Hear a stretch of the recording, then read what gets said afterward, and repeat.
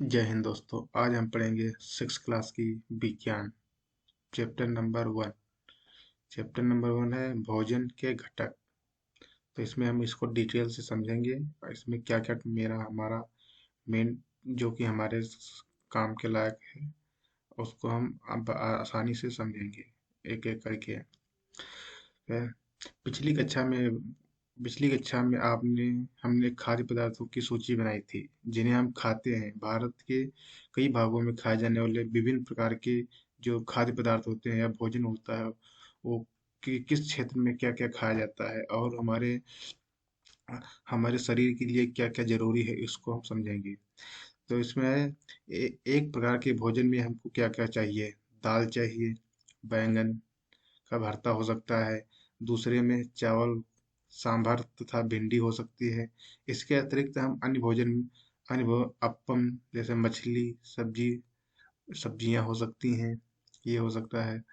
और बात करें दाल तथा मांस का कोई व्यंजन हो सकता है, सब्जी हो सकती है, इसमें दही, मट्ठा, अचार भी हो शामिल हो सकता है,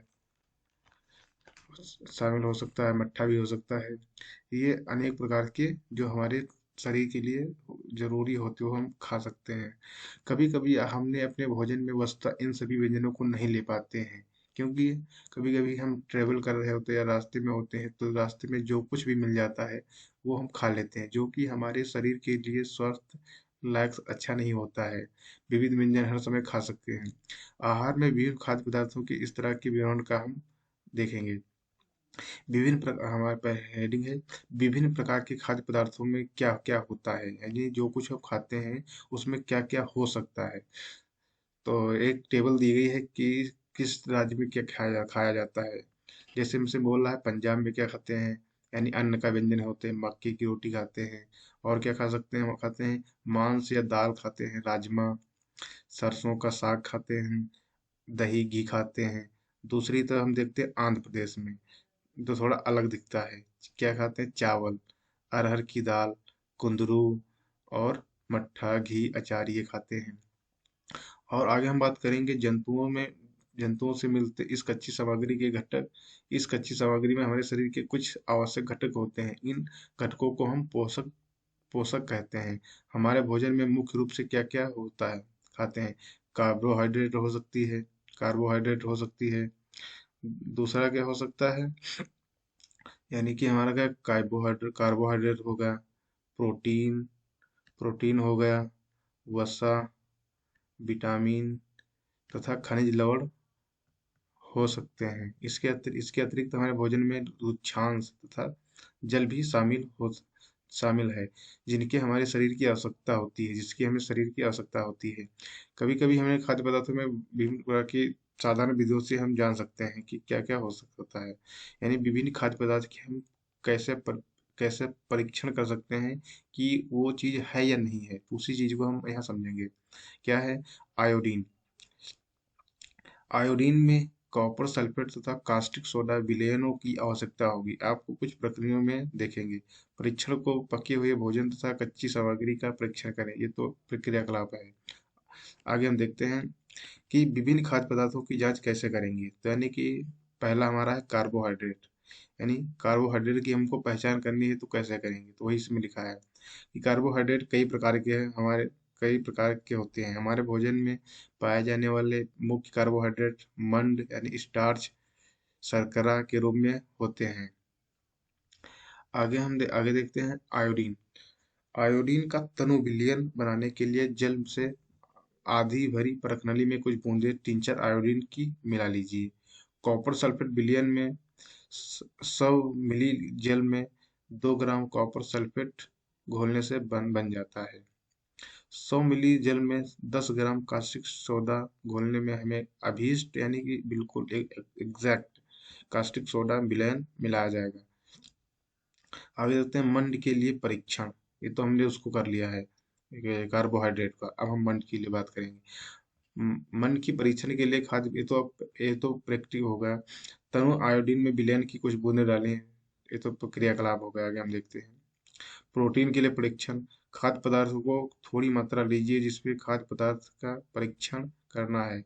यदि वह ठोस है तो पहले उसका पेस्ट अथवा चूर्ण बनाने की आवश्यकता होती है। पदार्थ की थोड़ी मात्रा लीजिए, ये इस प्रकार का हमारा है। यानी बैंक आगे देखते हैं। ये तो हमारा होगा प्रैक्टिकल। बैंगन बैंगनी रंग का होगा। बैंगनी रंग खाद्य पदार्थ में प्रोटीन की उपस्थिति दर्शाता है। यानी यदि कोई खाद्य पदार्थ बैंगनी होगा तो उस पर हम समझ जाएंगे कि क्या है, प्रोटीन है ये। आगे देखते हैं वसा के लिए हमारा परीक्षण क्या है। वसा के लिए परीक्षण, वसा के लिए हमको परीक्षण करना होगा। कागज, ये प्रैक्टिकल यहाँ है। खाद्य पदार्थ की अल्प मात्रा लीजिए, इसे एक कागज के टुकड़े में लपेट कर ध्यान रखें। ये तो प्रैक्टिकल हो गया हमारा। कागज पर तेल का डब्बा, हम वसा की बात करते हैं। हमको मेन मेन टॉपिक है हमारा, वसा की का परीक्षण कैसे करेंगे। यानी कि कागज पर तेल का धब्बा खाद्य पदार्थ में वसा की उपस्थिति दर्शाता है। यानी कि कागज पर तेल का यदि बूंद कोई पड़ती है, उस पर यह धब्बा बन जाता है, तो हम समझ जाएंगे क्या उसमें है, तेल में वसा है। सिंपल सी बात है। आगे देखते हैं। तेल का कोई धब्बा ना रहे तो पता चलता है खाद्य पदार्थ में वसा उपस्थित नहीं है। यानी कि सिंपल सी बात है। यदि तेल का बूंद किसी पे पड़ी और धब्बा नहीं बना, तो हम समझ जाएंगे कि वो उसमें क्या नहीं है, वसा नहीं है। फैट इसको बोलते हैं, फैट इंग्लिश में। ये परीक्षण कई बार हम लोग देखे। आइए हमने तीन पोषक को देखा। क्या क्या देखा? कार्बोहाइड्रेट की पहचान कैसे होती है, प्रोटीन की होती है, प्रोटीन और वसा के लिए खाद्य पदार्थ का परीक्षण किया था, अभी हमने किया, जो बताया आपको कि किसको कैसे पहचानेंगे। फिर बात करते हैं विटामिन तथा खनिज लवण जैसे अन्य पोषक तत्व तो हमारे खाद्य पदार्थों में उपस्थित रहते हैं। विभिन्न विभिन्न पोषक तत्व तो हमारे शरीर के लिए क्या क्या करते हैं, वह लिखा है। यानी कार्बोहाइड्रेट मुख्य रूप से हमारे शरीर को ऊर्जा प्रदान करता है। और वसा भी हमारे हमारे वसा वसा से भी ऊर्जा मिलती है। वास्तविक यह है कि वास्तविकता यह है कि कार्बोहाइड्रेट की तुलना में वसा की समान मात्रा में अधिक ऊर्जा प्राप्त होती है। यानी कार्बोहाइड्रेट की तुलना में वसा की समान की मात्रा में हमें अधिक ऊर्जा, वसा और कार्बोहाइड्रेट को को भोजन ऊर्जा देने वाला भोजन भी कहते हैं। यानी इसमें हम क्या क्या कार्बोहाइड्रेट के कुछ स्रोत हैं, जैसे यानी कि इसका सिंपल सा मतलब यह है फिगर का, कि वसा किस में होती है। यानी बाजरा खाएंगे उसमें वसा होगी। चावल खाएंगे जिससे फैट, लोग बोलते हैं कि फैट बढ़ती है। अगला है हमारा गेहूँ, शकरकंदी, आलू, ये हमारा आलू हो गया। गन्ना, इसमें भी वसा होती है। पपीता में वसा होती है। तरबूज, आम, मक्का, ये चीजें हो गई। यानी ये हमारे कार्बोहाइड्रेट के स्रोत हो गए जिसमें कार्बोहाइड्रेट पाया जाता है। आगे हम देखते हैं। ये हमारे हैं प्रोटीन के कुछ स्रोत। यानी हमको ये चीज खाएंगे तो हमको प्रोटीन प्राप्त होगी। क्या क्या लिखा है, क्या क्या दिया है। यानी मांस जो लोग खाते हैं हमको प्रोटीन मिलती है। मछली खाएंगे उससे भी प्रोटीन मिलेगी। पनीर से प्रोटीन मिलेगी, ये पनीर से। और फिर देखते हैं सोयाबीन, बीज वाला जो होता है वो। ऑयल जो होता है। राजमा जो होता है, यानी अरहर की दाल जिसको तुअर दाल बोलते हैं। मूंग की दाल हो गई, चना हो गया। ये चीज खाएंगे तो हमको क्या मिलेगी, प्रोटीन। आइए देखते हैं विटामिन की बात कर लेते हैं। विटामिन विटामिन के कुछ विटामिन ए के स्रोत है। यानी विटामिन ए में क्या क्या मिलता है। यानी विटामिन ए की कमी हो जाएगी तो हमको क्या खाना चाहिए। यानी पपीता खा सकते हैं विटामिन ए की, यानी पूर्ति करने के लिए, यानी सप्लाई के लिए। गाजर खा सकते हैं और आम खा सकते हैं। और दूध तो मस्ट ही हो गया है। तो सब में लगभग हर चीज पाई जाती है इसमें है। विटामिन बी के स्रोत क्या है। बी में हमारा हो गया चावल, गेहूं और यकृत, ये क्या है। विटामिन सी के कुछ स्रोत हो गए हमारे। विटामिन सी के, यानी संतरा, यानी जिसमें खट्टा होता है, खट्टापन जिसमें होता है उसको हम विटामिन सी समझ जाते हैं, उसमें विटामिन सी है। अमरूद, क्या हो गया, मिर्च हो गया। और आगे देखते हैं आंवला। आम्ल तो आप लोग जानते ही होंगे। आगे बात करते हैं, ये हमारे स्रोत हो गए, यानी प्रोटीन की बात की हमने कि प्रोटीन, यदि हमें प्रोटीन की आवश्यकता हो तो हम क्या खाएंगे, और विटामिन की कमी हो गई तो हम क्या खा सकते हैं, और वसा वसा की हो गई तो हमने क्या बताया अभी आपको। आगे बात करते हैं, प्रोटीन की आवश्यकता शरीर की वृद्धि, इसको ये बहुत ध्यान से समझने की आवश्यकता है कि प्रोटीन की आवश्यकता शरीर की वृद्धि तथा स्वस्थ रहने के लिए होती है। यानी प्रोटीन प्रोटीन जब हम खाएंगे तो हमको स्वस्थ और वृद्धि, यानी यानी कि बॉडी में विकास होगा तथा स्वस्थ रहेगा यदि हम प्रोटीन के लिए अच्छा है। प्रोटीन भोजन को हम प्रोटीन युक्त भोजन को हम प्रयास शरीर वर्धक भोजन कहते हैं। यानी शरीर यानी प्रोटीन खाएंगे तो उसको हम कहेंगे प्रोटीन वर्धक, यानी शरीर वर्धक भोजन कहेंगे, ठीक। विटामिन से रोगों से हमारे शरीर की रक्षा करते हैं। यानी कि प्रोटीन खाएंगे यदि तो आपको शरीर में वृद्धि होगी, विटामिन साथ में लेंगे तो हमारे शरीर में रोगों से रक्षा होगी। जैसे कि रक्षा विटामिन सी हमारे आँखों के लिए, जैसे विटामिन हमारे आँखों के लिए है, अस्थियों में दांत और मसूड़ों को स्वस्थ रखने में भी सहायक होता है। और विटामिन कई प्रकार के होते हैं, इन्हें हम अब देखते हैं बारी एक एक करके। पहला हमारा अलग नामों से जाने जाते हैं। इनमें से कुछ को हम विटामिन ए के नाम से जानते हैं, यानी विटामिन ए अभी आपको हमने ऊपर बताया जो। Vitamin B, vitamin C, vitamin D, यानी विटामिन डी एक विटामिन डी यदि आप सूर्य की रोशनी में बैठते हैं तो उससे विटामिन डी मिलती है। विटामिन ई विटामिन के नाम से जाना जाता है। और विटामिनों के एक समूह को हम विटामिन बी कॉम्प्लेक्स कहते हैं। यानी विटामिनों के समूह को हम विटामिन बी कॉम्प्लेक्स कहते हैं। हमारे शरीर के सभी प्रकार के विटामिनों की अल्प मात्रा में आवश्यकता होती है। यानी हमारे शरीर में लगभग सभी विटामिनों की बहुत कम कम मात्रा में आवश्यकता होती है। जिससे जैसे हम बात करते हैं विटामिन ए, हमारी त्वचा, यानी विटामिन ए से हमारी क्या त्वचा तथा आंखें को स्वस्थ रखता है। यानी विटामिन ए हम लेंगे तो हमारी त्वचा और आंखों में स्वस्थ स्वस्थ रहेंगे। विटामिन सी बहुत से रोगों से लड़ने से हमारी मदद करता है। विटामिन डी हमारी अस्थियां और दांतों के लिए कैल्शियम का उपयोग करने में हमारे शरीर की सहायता करते हैं। तो ये आज ये चीजें आप समझ गए। फिर हम बात करते हैं आयोडीन के। ये हमारा फिगर दिया है कि कुछ खनिज लवण, मिनरल, जिसको हम इंग्लिश में बोलते हैं मिनरल, यानी अंडे, दूध, कैल्शियम के स्रोत, पालक हो गया, सेब हो गया, एप्पल इसको बोलते हैं, और लोहे के कुछ स्रोत, आयरन, दूध, फास्फोरस के स्रोत, अदरक, ये है, पालक हो गई, आयोडीन के कुछ स्रोत, मछली। तो ये चीजें हैं। हमारे शरीर को खनिज लवण की आवश्यकता होती है, ये अल्प मात्रा में होती है। शरीर के उचित विकास तथा अच्छे स्वास्थ्य के लिए प्रत्येक खनिज लवण आवश्यक है। विभिन्न खनिज लवणों के कुछ स्रोत दर्शाए गए हैं जो आपको हमने बताया। अधिकांश खाद्य पदार्थों में से अधिक से पोषक तत्व तो हमारे अभी सारणी हमने देखा। उदाहरण से चावल में कार्बोहाइड्रेट की मात्रा होती है, दूसरी पोषक से अधिक होती है। इस आधार पर हम कह सकते हैं कि चावल का जिसमें जिस चीज की जिसमें अधिक मात्रा होती है तो हम समझ जाते हैं कि वो अच्छा स्रोत है। जैसे अभी लिखा है चावल कार्बोहाइड्रेट का स्रोत अच्छा है। इन पोषक तत्व के अलावा हमारे शरीर में आहारी रेशे तथा जल की भी आवश्यकता होती है। जैसे हमारे शरीर में आहारी रुक्षांश के नाम से भी जाने जाते हैं। खाने में रुक्षांश की पूर्ति मुख्यतः पादप यानी पेड़ पौधों उत्पादों से होती है।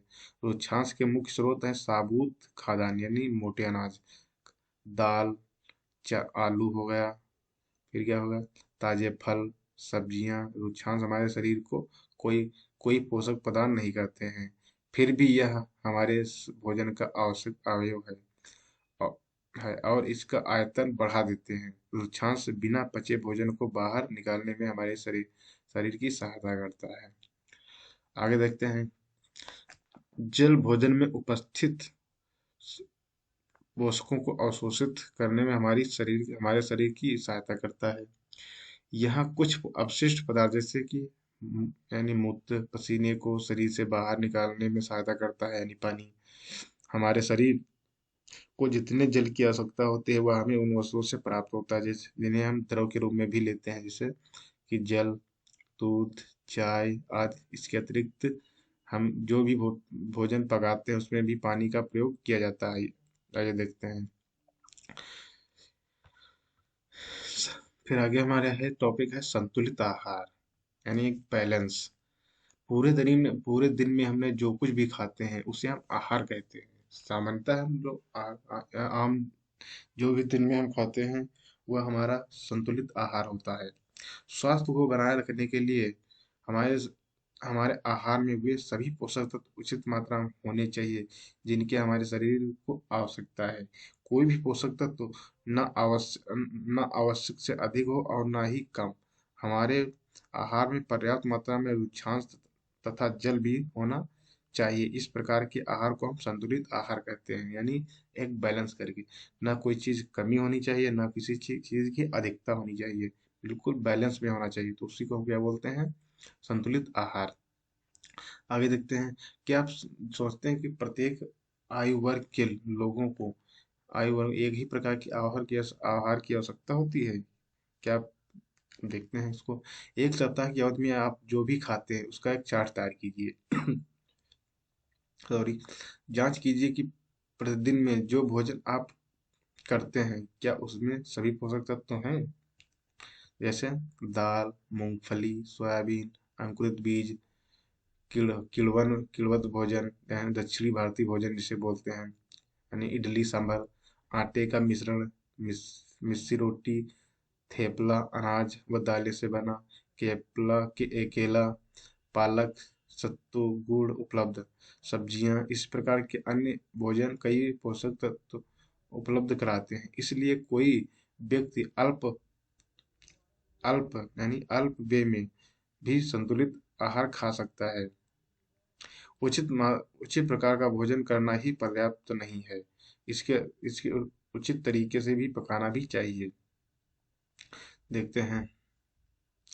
पोषक तत्व न नष्ट हो, क्या मानते हैं कि समय कि पकाते समय कुछ पोषक तत्व नष्ट हो जाते हैं? बिल्कुल बात सही है। जैसे छिलका उतार कर यदि सब्जियां और फलों को धोया जाता है तो वह संभवतः ही कुछ विटामिनें नष्ट हो जाती हैं।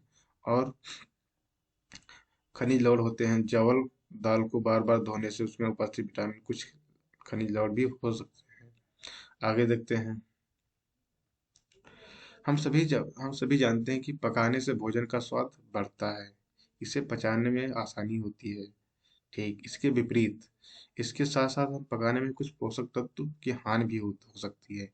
यदि भोजन पकाने में अत्यधिक जल का उपयोग किया जाता है और बाद में उस जल को फेंक दिया जाता है तो उसमें लाभदायक प्रोटीन खनिज लवण की हानि हो जाती है। यानी यदि कोई चीज बना रहे हैं और उसमें मान लीजिए आप एक मान लीजिए 500 ग्राम की पानी की आवश्यकता है, उसमें आपने 2 लीटर पानी डाल दिए, तो वो आपके यानी जो भी प्रोटीन है आप पानी फेंकेंगे तो जो कि हमारा प्रोटीन और खनिज लवण है तो उससे निकल जाएंगे, चले जाएंगे, जिससे कि हमको प्रॉपर नहीं मिल पाएगा जो हमको चाहिए था।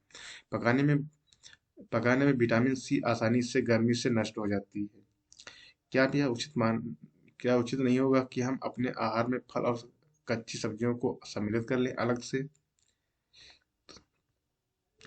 बूझों ने एक बूझों ने सोचा कि हर समय वसा युक्त खाना ही वो सर्वोत्तम भोजन है, लेकिन ऐसा नहीं है। भोजन अपेक्षा एक कटोरी वसा युक्त भोजन अधिक ऊर्जा देगा। क्या ऐसा नहीं होता कि उसने तली हुई चीजें, समोसा, पूरी, मलाई, रबड़ी, पेड़ आज सब कुछ खा लिया तो इससे क्या वो स्वस्थ रहेगा? नहीं। कि- निसंदेह उसका वसा युक्त भोजन खाना हमारे लिए बहुत हानिकारक हो सकता है और हमारे भोजन में वसा की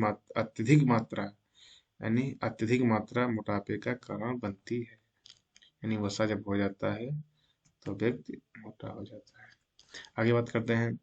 अभावजन्य रोग, यानी एक व्यक्ति के अभावजन्य का मतलब होता है कि किसी चीज का बैलेंस ना हो पाना। वही एक व्यक्ति खाने के लिए पर्याप्त भोजन पा रहा है, लेकिन कभी कभी उसके भोजन में किसी विशेष पोषक की कमी हो जाती है।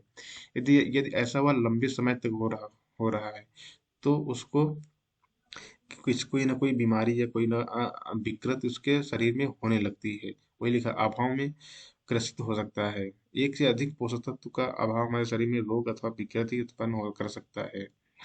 वही अभावजन्य है, यानी कोई एक चीज लगातार खाते रहना। उसी यदि कोई व्यक्ति अपने भोजन में पर्याप्त प्रोटीन नहीं ले रहा है, तो उसे उसे कुछ रोग हो सकते हैं, जैसे वृद्धि का रुकना। अभी हमने बताया था प्रोटीन एक वृद्धि का अच्छा स्रोत है।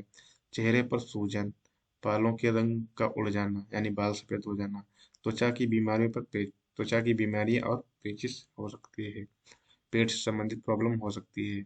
यदि प्रोटीन तथा कार्बोहाइड्रेट दोनों ही की किसी व्यक्ति के आहार में लंबे समय तक अनुपस्थित हो, तो उसकी वृद्धि पूरी तरह से रुक जाएगी। यानी प्रोटीन और कार्बोहाइड्रेट दोनों की एक लंबे समय तक कमी रही, तो उसकी वृद्धि कन्फर्म है कि रुक जाएगी, और वह व्यक्ति दुबला पतला हो जाएगा और दुर्बल भी हो जाएगा, जो कि चलने में भी असमर्थ हो सकता है। यानी वो उठ के चल भी नहीं सकता है। विभिन्न विटामिन और खनिज खनिज लवण के अभाव से विभिन्न रोग अथवा विकृतियां हो सकती हैं। इनमें से कुछ सारणी हमने अभी बताया। सभी अभावजन्य रोगों की रोकथाम संतुलित आहार से की जा सकती है। इस अध्याय में हमने स्वयं से यह जानने की कोशिश की, विभिन्न क्षेत्रों में भोजन में इतनी अधिक विविधता होते हुए भी आहार में पोषक तत्व का वितरण सामान्य है। यह वितरण हमारे भोजन में आवश्यक पोषक तत्व की उपस्थिति सुनिश्चित करता है। तो ये हमारा था आज का चैप्टर। और बताइए आप लोगों को कैसा लगा। यदि अच्छा लगा तो लाइक करें और सब्सक्राइब चैनल को जरूर कीजिएगा। और ऐसे ही हमारे, क्योंकि अब हमने ये आप ये पूरी साइंस पढ़ाएंगे आपको, पॉलिटी, ज्योग्राफी लेवल 6 का पूरा सिलेबस पढ़ाएंगे और 7th का भी पढ़ाएंगे। और आने वाले समय में लगभग सभी चैप्टर आपको कंप्लीट कर 6, 7th, 8th जो भी क्लास जो भी बुक है वो हम आपको कंप्लीट पढ़ाएंगे और एक अच्छे आसान भाषा में पढ़ाएंगे। तो तब तक के लिए आपसे विदा लेते हैं और मिलते हैं किसी एक जल्दी से किसी नए वीडियो में। तब तक के लिए जय हिंद।